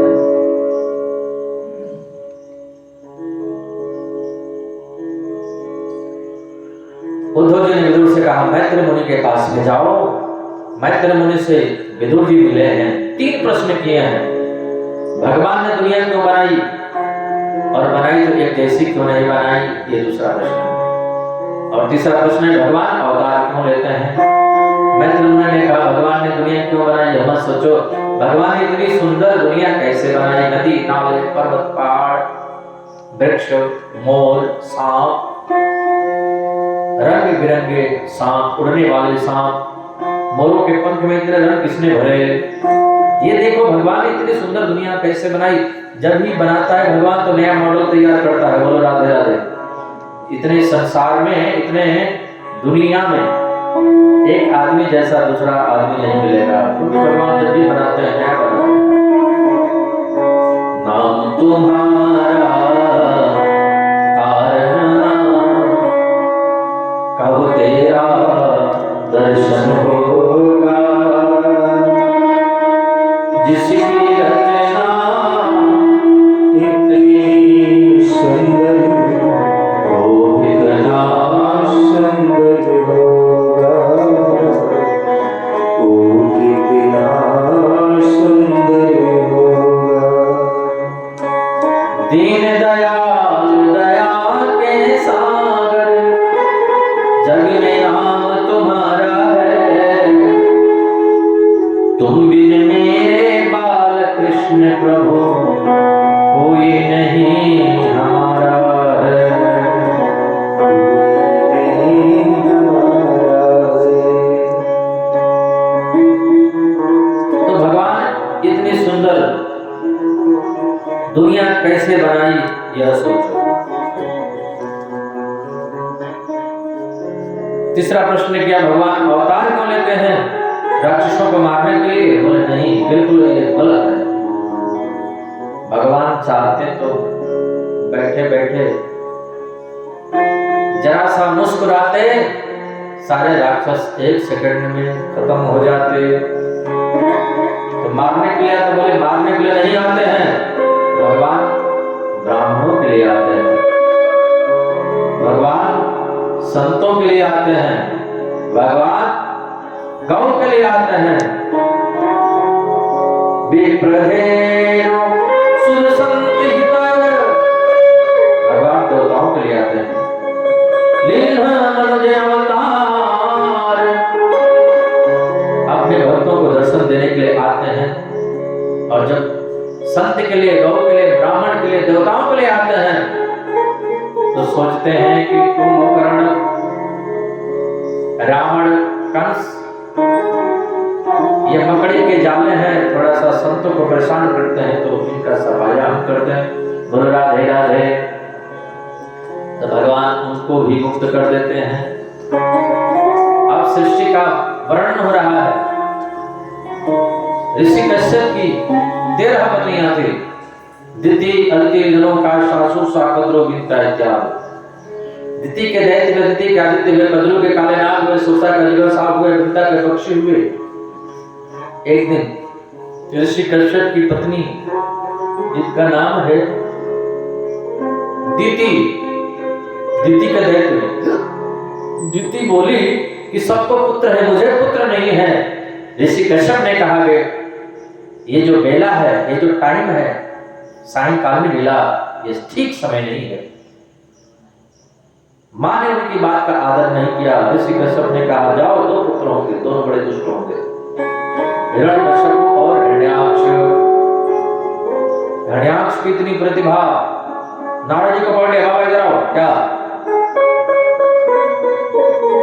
बोले हमसे लड़ाई करोगे? नारद जी ने कहा हम लड़ाई झगड़ा नहीं करते हैं, हमारा काम लड़ाई झगड़ा नहीं है, हमारा काम लड़ाई झगड़ा करवाना है। बोलो राधे राधे, हम झगड़ा नहीं करते, भले झगड़ा लगा देते हैं दूसरे से। अरे हमको लड़ना है। नारद जी ने कहा लड़ने वाले का मैं एड्रेस दे देता हूं। एक 12 बालक पृथ्वी को लेकर के आ रहा है, बोले 12 भगवान की। भगवान 12 अवतार ले चुके हैं, पृथ्वी को दिशाओं पर रख करके लेकर के आ रहे हैं। नारद जी ने कहा जाओ, जाकर के उसी से युद्ध करो। नारद जी और 12 भगवान में युद्ध शुरू हो गया, गाली गलौज हो गया। भगवान ने कहा तुम्हारे जैसे जंगली जानवर को हम खोजते फिरते हैं। भगवान को जंगली जानवर कहा। भगवान ने कहा तुम्हारे जैसे ग्राम सिंह को हम खोजते फिरते हैं। ग्राम सिंह कौन होता है? जंगल, गांव का शेर। गांव का शेर कौन होता है? कुत्ता। ग्राम सिंह संस्कृत में कुत्ते को बोलते हैं। हिरण्याक्ष ने कहा हमको कुत्ता बोल रहा है, मारने के लिए दौड़ा हिरण्याक्ष। भगवान में और हिरण्याक्ष में युद्ध हो गया। भगवान ने ऐसा चाटा मारा कि हिरण्याक्ष का गोविंदाय नमः हो गया।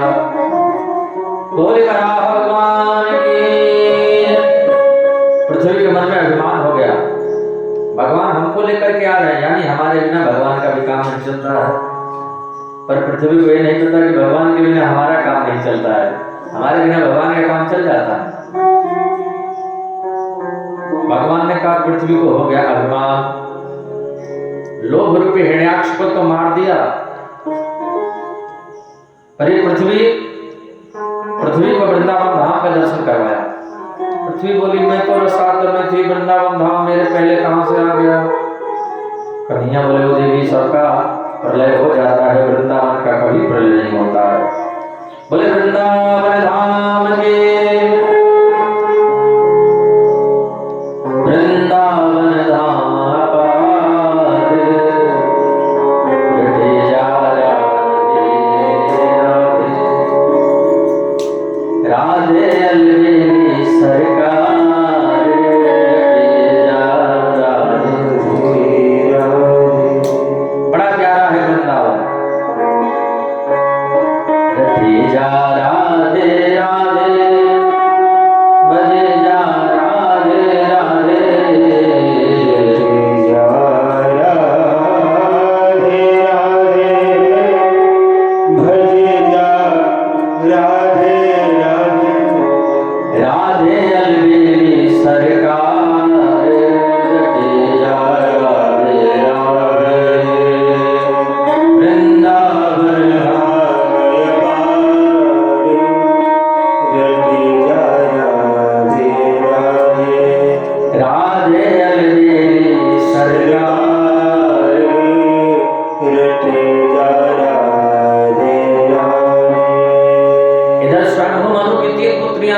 आकुति देवहूति प्रसूति। दो पुत्र हैं, प्रियव्रत और उत्तानपाद। ब्रह्मा के एक और पुत्र हैं जिनका नाम है कर्दम।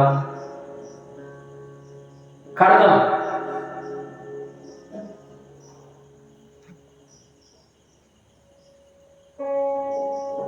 भगवान गए कर्दम ऋषि के पास में और कर्दम ऋषि से जाकर के बोले शादी कर लो। कर्दम ऋषि ने कहा एक शर्त है। क्या? आपको हमारे घर बेटा बन करके आना होगा। कर्दम ऋषि ने कहा मंजूर, भगवान ने कहा मंजूर है।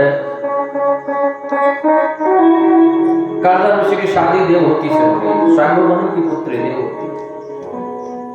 कर्दम ऋषि कुटिया में लेकर के आए। देवहूति सोच रही थी कि बहुत सुंदर मकान होगा, एयर कंडीशन बंगला होगा, गाड़ियां होगी, पर जंगल में ले गए, घास फूस की झोपड़ी। देवहूति ने पूछा अपना मकान किधर है? कर्दम ऋषि ने कहा यही है।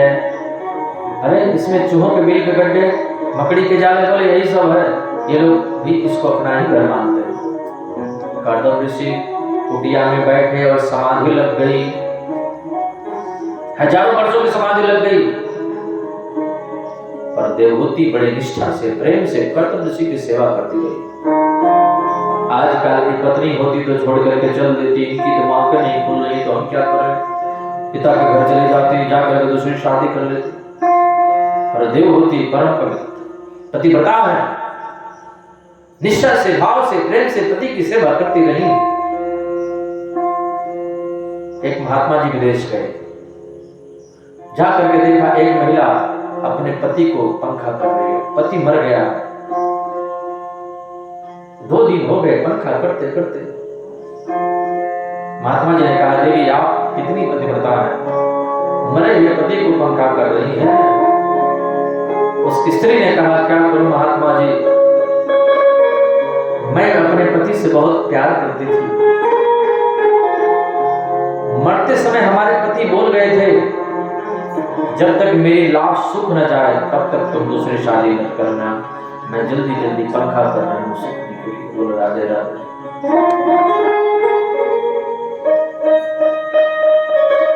पर देवहूति परम पतिव्रता निष्ठा से भाव से सेवा करती रही। कर्दम ऋषि की समाधि खुली, देखा सामने बड़ी स्त्री। देवी आप कौन? भूल गए? ओहो देवहूति, पिता के घर नहीं गई? देवी तुष्टो मद्यतो मानवी मानगाया शुश्रूषया परमया परयाच भक्त्या यो देहि रामय पदेषु विश्वदेहो रामैत्युता चक्षु समितु क्षमितुं वदते।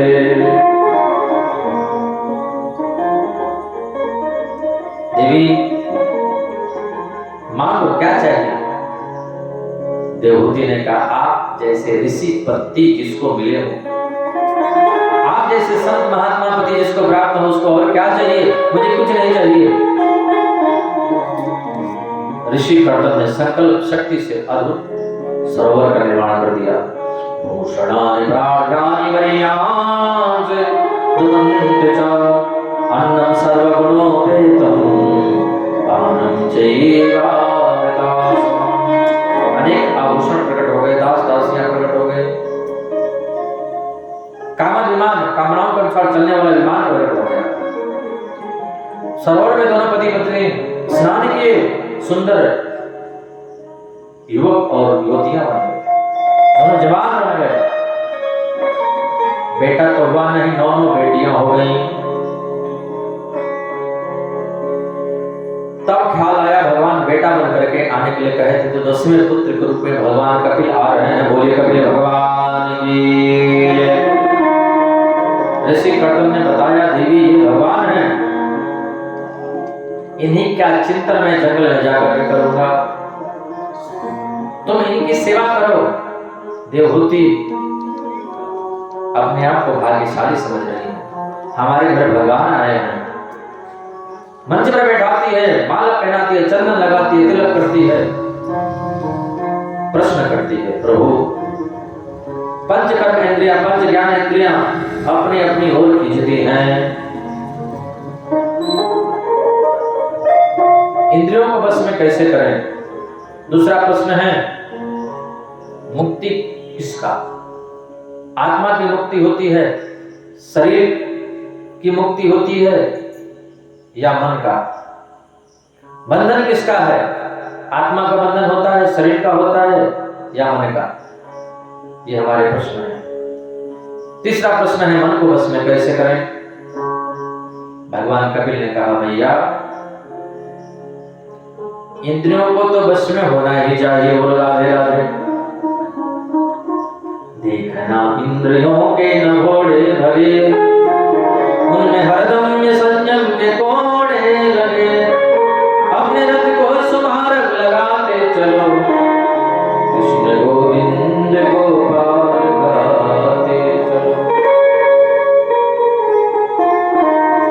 इंद्रियों को बस में करना है तो जो इंद्रियां मांग रही हैं उसको भगवान को भोग लगा करके पाओ, दोष नहीं।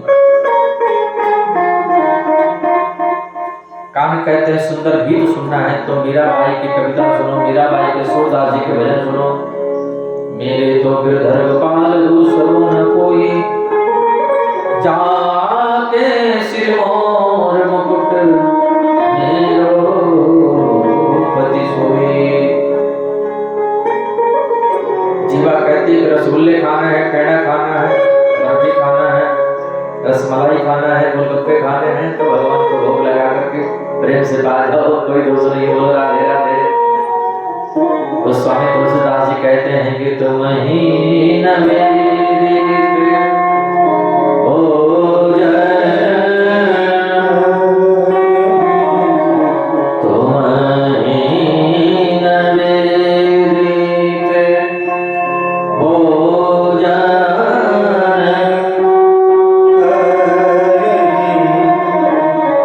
भगवान को भोग लगा करके प्रसाद पाना चाहिए।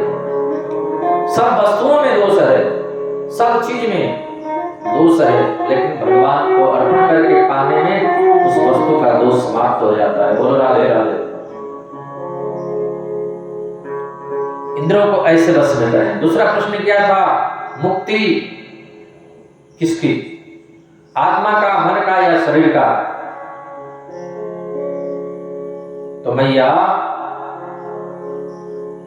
आत्मा की मुक्ति नहीं होती है, आत्मा स्वयं मुक्त है।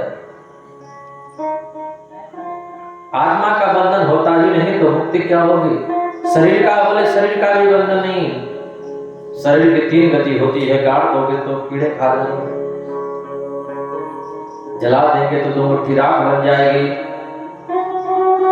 फेंक देंगे तो गिदड़ खाकर निष्ठा कर देंगे। शरीर की भी कोई गति नहीं होती है।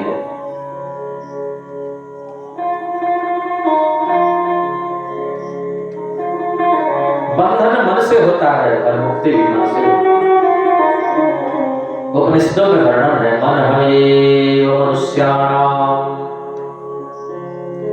मन है मनुष्याणाम कारणम बद्ध मोक्षयो बद्धंतो विषयासक्तम मुक्तम निर्विषयम मनः।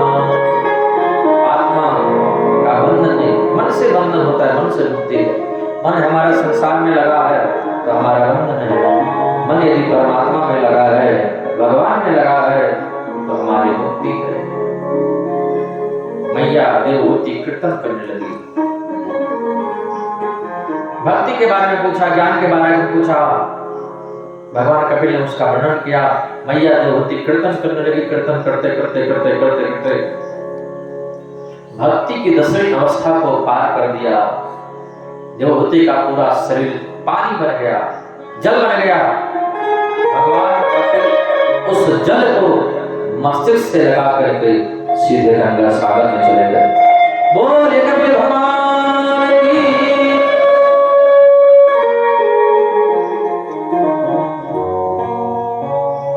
दूसरी पुत्री है जिनका नाम है प्रसूति और आकृति। स्वयं की 3 पुत्रियां हैं, आकृति, देवहूति, प्रसूति। देवहूति की कथा हम लोग ने सुना। आकुति का विवाह रुचि नामक प्रजापति से हुआ, जिनके यहाँ यज्ञ भगवान पधारे, बोले यज्ञ भगवान की जय। प्रसूति का विवाह हुआ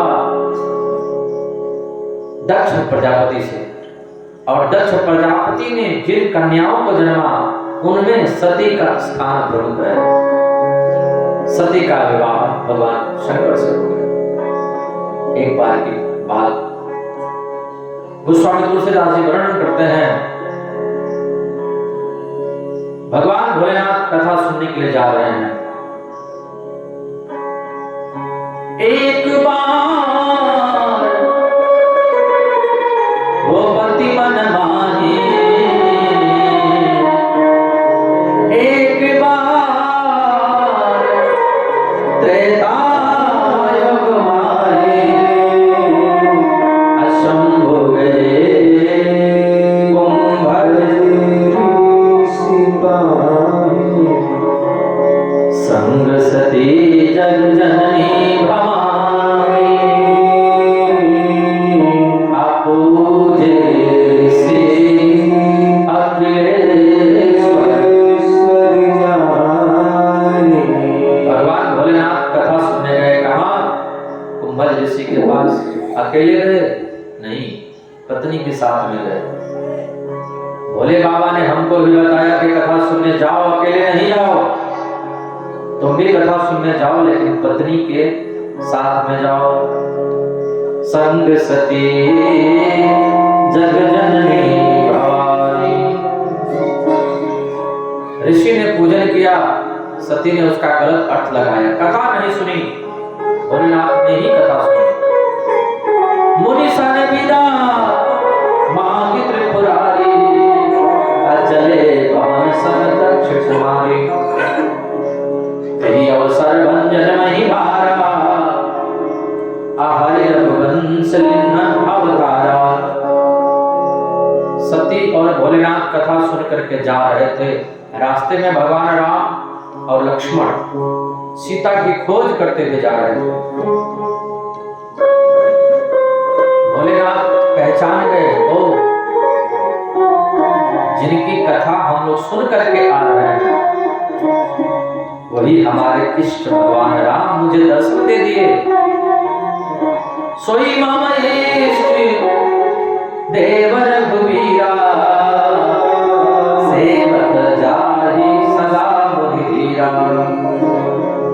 प्रणाम किया, हे सच्चिदानंद जगपावन। सती बोली, दोनों बालकों को आप प्रणाम कर रहे हैं? बोले बाबा ने कहा, जल्दी से तुम भी हाथ जोड़ करके प्रणाम कर लो। सती बोली, मैं नहीं करती।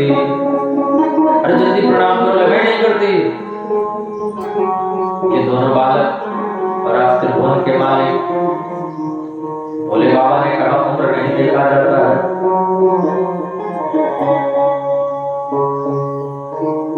तेजवंत व्यक्ति का उम्र नहीं देखा जाता, उम्र से नहीं आंकते हैं, उसके ज्ञान से, उसकी शक्ति से। सूर्य कितना छोटा होता है, देखने में कितना छोटा, पूरे विश्व का अंधकार मिटा देता है। मंत्र कितना छोटा होता है, भगवान से मिला देता है। बड़े बड़े देवता वश में हो जाते हैं। हाथी का अंकुश कितना छोटा होता है, बड़े हाथी को वश में कर लेता है। देवी प्रणाम करो, ये कौन है? भोले बाबा ने कहा, देवी नहीं जानती वो कौन है। सुनो,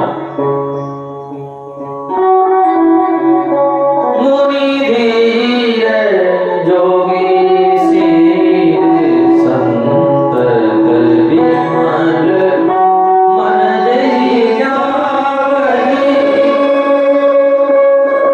कहिए निगम पुराण आगम, जासु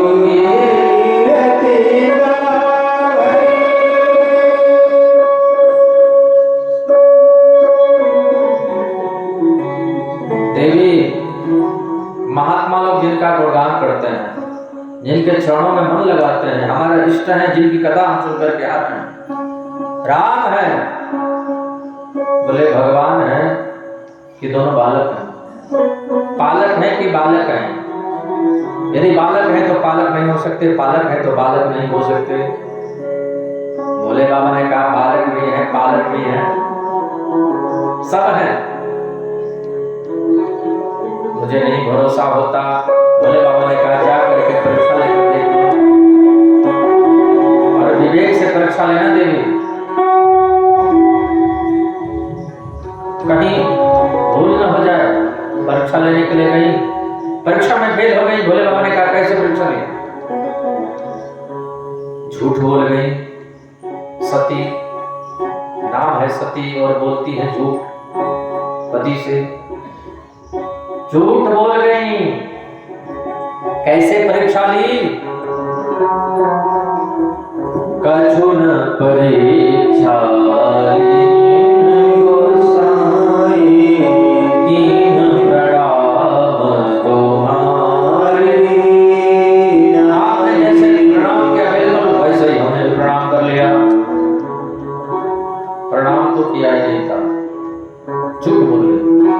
समझ गए यही तरह भेड़ सती अबराही। सती दुखित हो गई।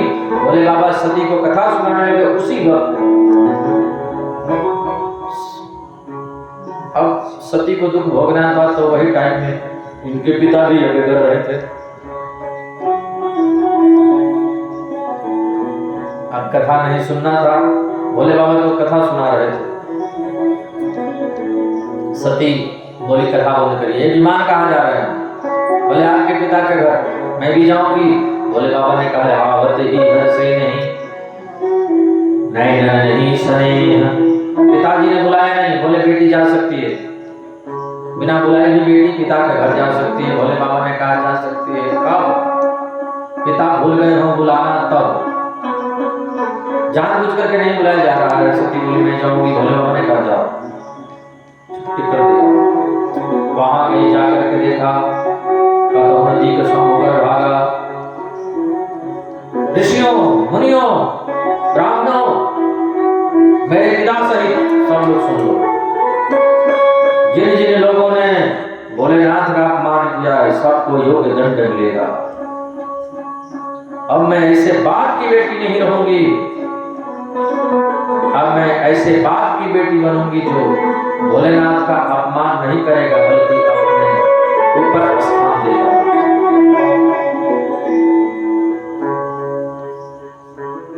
योग अग्नि के माध्यम से सती उग्र निवेदन करते हुए अस्य कहियो अगन तन जारा भयो सकल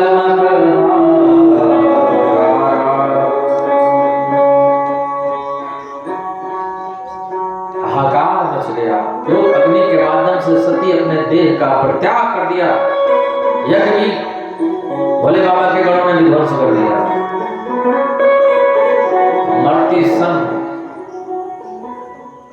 मरते समय सती ने ही वरदान मांगा दूसरा जन्म भी मिले तो हमारे पति भगवान भोलेनाथ ही हों।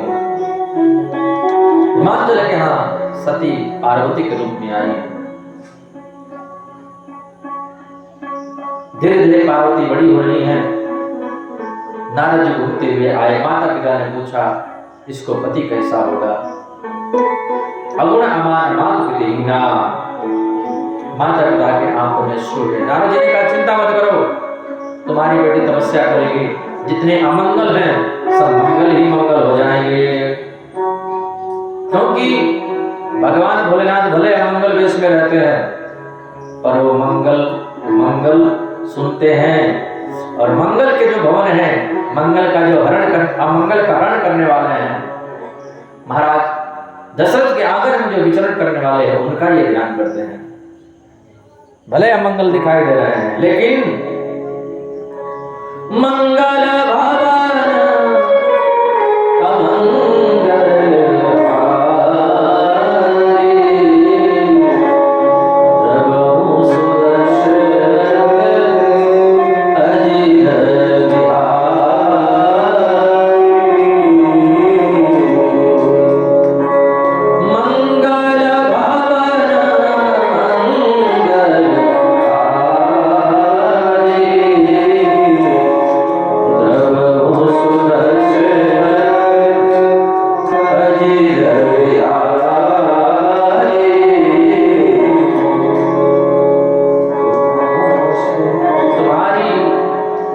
बेटी भोले बाबा की आराधना करे, सब मंगल हो जाएगा। पार्वती जी बोली, मम्मी मैया मैं जाऊं? एक छोटी सी कन्या। माँ ने कहा जाओ बेटी तपस्या करो। पार्वती शिव शंकर पूजा करती हैं। परीक्षा लेने के लिए सब ऋषि आए, दूसरे से शादी कर लो। बोले बिल्कुल नहीं, कोटि जन्म लगी अगर हमारी,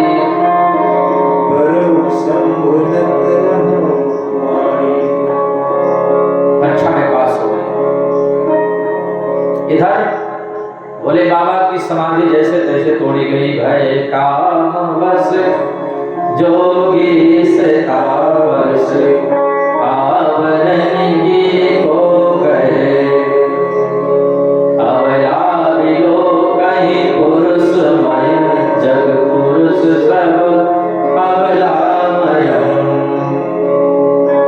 द्विदंड बलि ब्रह्मांड भीतर, कामकृत कौतुकमयम्। धरी न काबूती, सबके मन मन सीजरे।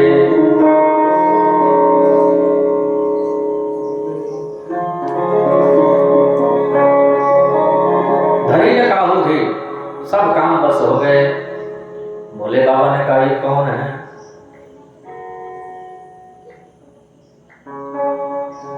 जैसे ही तीसरा नेत्र खोला तो स्वामी जी कहते हैं, तब शिवती सर नयन उघारा, अचितवत काम जरी छाया। रति रोते रोते गई, बाबा मैं हूँ रति, मार दिया मेरा पति, मैं हो जाऊंगी के सामने सती। हाँ आप हमको दे दीजिए गति, आगे जैसी आपकी मति। भोले बाबा ने कहा जब यदुवंश में कृष्ण का अवतार होगा, उन्हीं का पुत्र तुम्हारा पति होगा, तब तक तुम भजन करो। भोले बाबा की समाधि खुली, देवता लोग स्तुति करने लगे। भोले बाबा ने कहा बताओ क्या बात है? बाबा शादी कर लो। पार्वती कितना तप कर रही है आपको पाने के लिए। राम जी पहुंच गए, राम जी ने भी निवेदन किया बाबा शादी कर लो। भोले बाबा ने कहा नहीं शादी करेंगे। बोले क्यों? एक बार शादी किए थे हमने, देख लिया, अब हमको शादी नहीं करना है। राम जी ने कहा मेरी आज्ञा है। ठीक है प्रभु आपकी आज्ञा है तो करेंगे। इधर लगन पत्रिका बनी, हिमाचल के यहाँ सूचना भेजी गई, भोले बाबा की बारात चलने को तैयार। सब लोग सज रहे हैं, भोले बाबा को कोई नहीं सजा रहा है। भोले बाबा ने कहा करो से तुम ही लोग आओ मेरा श्रृंगार करो। गोस्वामी जी कहते हैं कि ये जो गण हैं जैसी बुद्धि वैसा ही श्रृंगार कर रहे हैं। शिव ही शंभो गण करहि श्रृंगारा,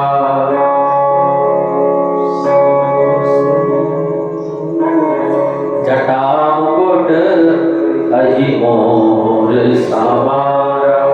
भोले बाबा की जटाओं को पकड़ करके मुकुट बना दिया, एक सर्प पकड़ करके लगा दिया, मोर पंख हो गया। कंधे पे एक सर्प लटका दिया, वो जनेऊ का काम करने लगा। कपड़े पहनने के लिए तैयार नहीं हो रहे थे, बड़े मुश्किल से देवताओं ने कहा आपकी सालियां मजाक करेंगी तो मेरे चर्म ले आए। उसमें कोई बटन तो था नहीं, चैन तो था नहीं, बेल्ट तो थी नहीं, वो नीचे सरक जाए।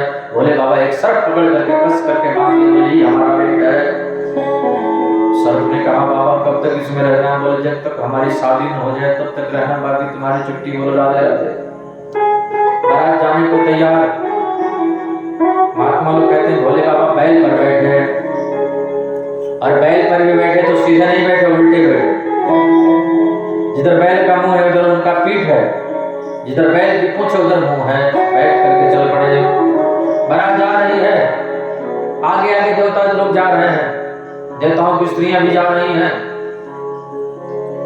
गांव वालों ने देखा बारात में बाराती बड़े सुंदर हैं, इधर भोले बाबा का समाज अकेले है। भोले बाबा ने कहा गणों से टेलीफोन मिलाओ, अमेरिका में, ब्रिटेन में, जापान में, रूस में, कनाडा में। सब जगह फोन लगाओ, जितने जितने सुनसान भूमि है वहां के जितने जितने भूत प्रेत हैं, डाकनी, पिशाचनी, चुड़ैल, सबको फोन लगाओ। सब लोग आए, कोई रक्त का पान कर रहा है, कोई गंगा जल का पान कर रहा है, कोई बहुत मोटा, कोई एकदम दुबला पितला, कोई एकदम हिष्ट पुष्ट, कोई हाय हाय, कोई बाय बाय, कोई हर हर महादेव कह रहा है। जो उमड़ी बारात भोले बाबा की, भोले बाबा अपनी ही बारात और अपने ढोल बजा रहे हैं। बैल पर बैठ करके भोले बाबा चले और संत लोग आ रहे हैं।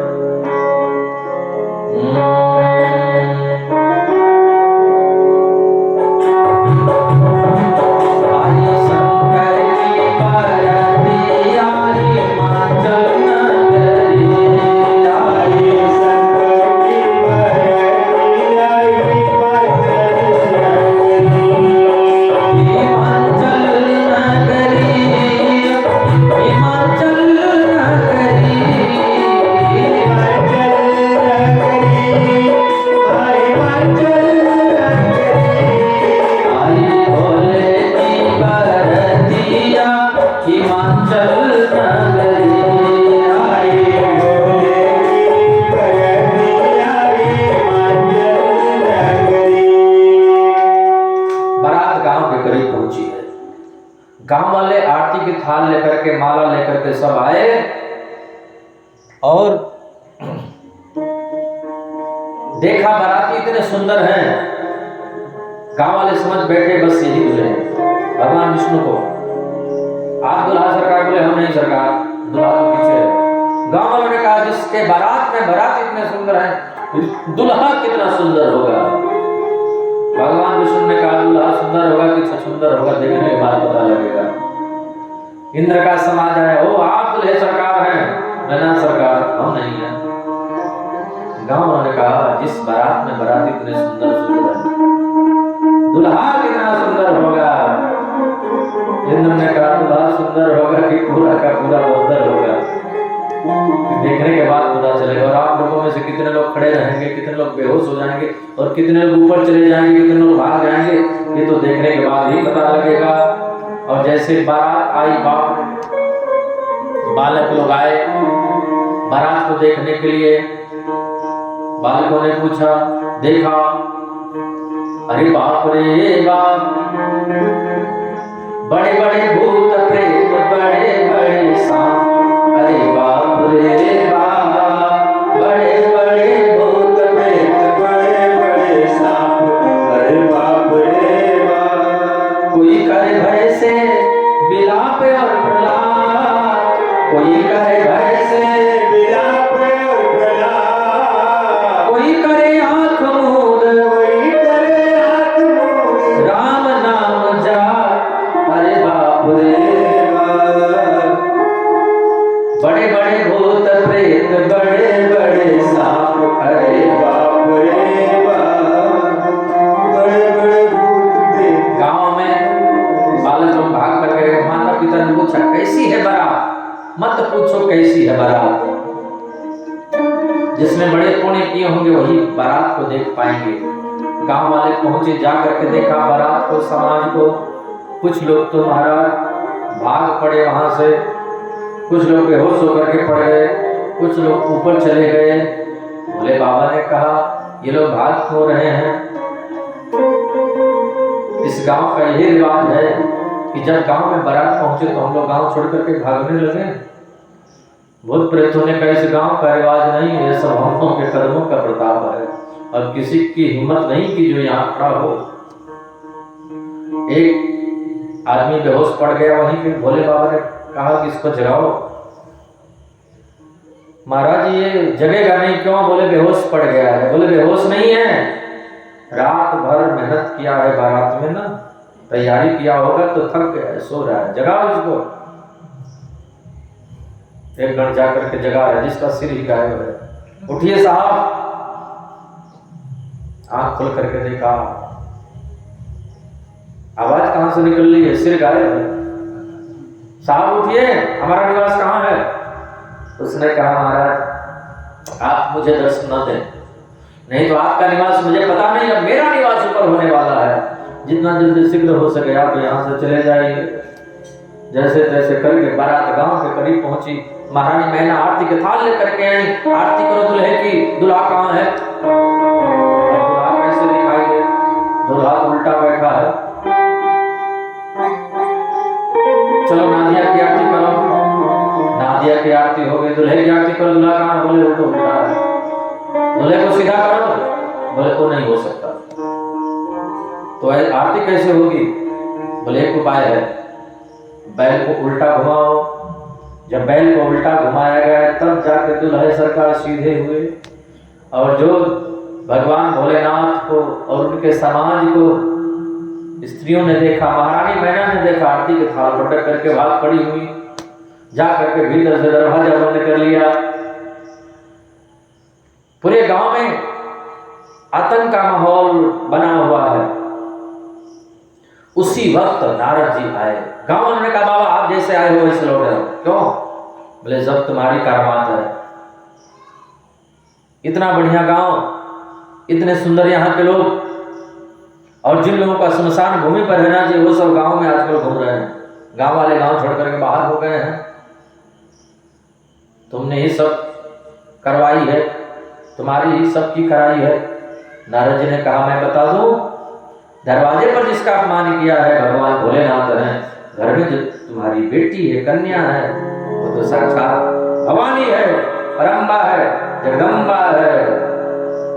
तब तो गांव में खुशी का माहौल छा गया। भगवान भोलेनाथ सुंदर वेश बनाए हैं और फिर बड़े धूमधाम से भगवान भोलेनाथ और पार्वती का विवाह हुआ। अब सब लोग आ रहे हैं।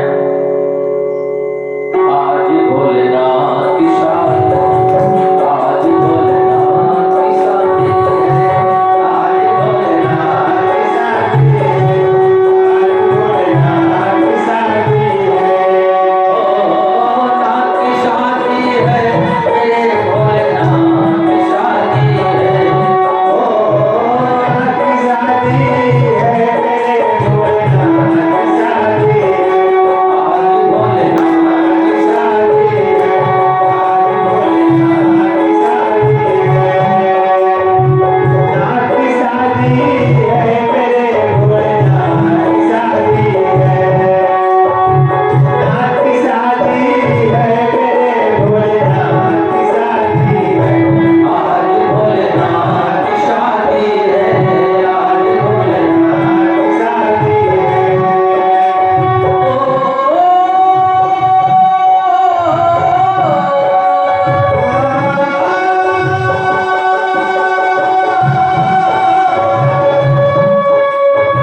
किसी के सपनों से सारे संसार की शादी है।